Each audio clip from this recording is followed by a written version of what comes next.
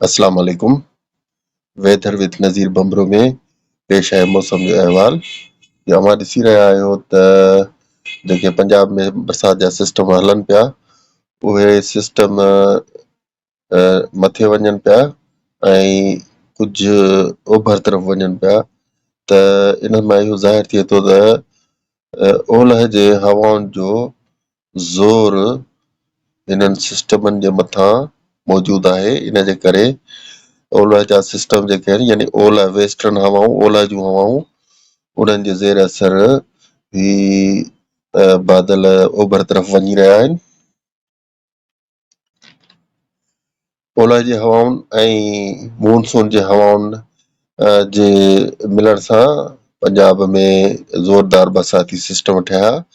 अॼु 9 जुलाई ते ऐं इहो सिलसिलो अञा जारी रहंदो, जेको सुभाणे पिण इन्हनि इलाइक़नि में बरसाति वसंदी।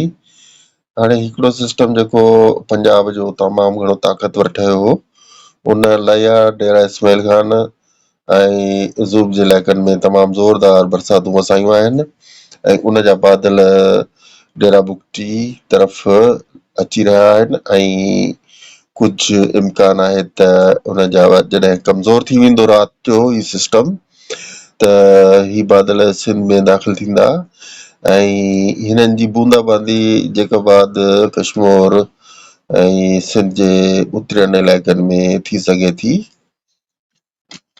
जीअं काल्ह असां गतीअ में अव्हांखे ॿुधायो हो त बलूचिस्तान में खुज़दार खां वारान ताईं बरसाति जो सिस्टम ठहंदो ऐं ज़ोरदार बरसाति थींदी, त उन्हनि इलाइक़नि में अॼु सुराब खां वठी बरसाति जो सिस्टम ठहियो, जेको खुज़दार खां वेंदे हेठि ताईं वियो ऐं काफ़ी बरसाति वसाई। हिन वक़्तु बि केतिरनि ई इलाइक़नि में बरसाति जारी आहे, जंहिंमें उत्तर बलूचिस्तान जे इलाइक़ा आहिनि, डेरा बुगटी तरफ़ बरसाति जो सिस्टम वञे पियो ऐं डेरा गाज़ी खान खां बरसाति छॾे आई आहे ऐं साहीवाल में बरसाति जो सिस्टम मौजूदु आहे, जॾहिं त पनू जे इलाइक़नि में कोस्त ऐं केपी जे ॿियनि इलाइक़नि में बरसाति मौजूदु आहे। झेलम में पिणु बरसाति वसे पई, इस्लामाबाद में बरसाति वसण वारी आहे, नौशहरा में बरसाति वसी रही आहे। इहो सिलसिलो बरसाति जो सुभाणे ताईं जारी रहंदो। हाणे सुभाणे जी बरसाति बाबति अॻकथी त सुभाणे यानी 10 जुलाई ते बरसाति जो सिलसिलो पंजाब जे इलाइक़नि में जारी रहंदो।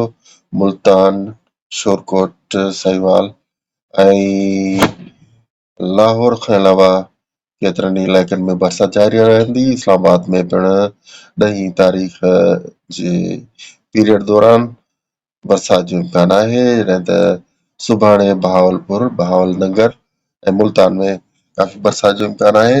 ऐं इन खां अलावा इहो असां तव्हांखे ॿुधाईंदा हलूं त जेको मथां पंजाब खां डेरा बुगटी जे रस्ते बरसाति जे सिस्टम जा बादल सिंध तरफ़ अची रहिया आहिनि, उन्हनि जो झुड़ सुभाणे ताईं सिंध जे इलाइक़नि में फैलिजी वेंदो। उन में बरसाति न हूंदी, पर किथे किथे बूंदाबांदी थी सघे थी ऐं सिंध में सुभाणे चंद इलाइक़नि में जीअं लाड़काणो ऐं ख़ैरपुर या दादू जे इलाइक़नि में लोकल डेवलपमेंट जा इम्कान आहिनि ऐं लोकल डेवलपमेंट जा इम्कान यानी नंढे पैमाने ते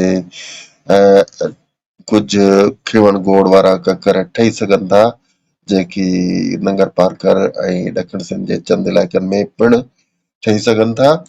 त इहा हुई असांजी अॼोकी अपडेट। असांजो चैनल सब्सक्राइब करे वठो त जीअं अव्हां ताईं मौसम जी अपडेट पहुचंदी रहे। इजाज़त ॾींदा, अल्लाह हाफ़िज़।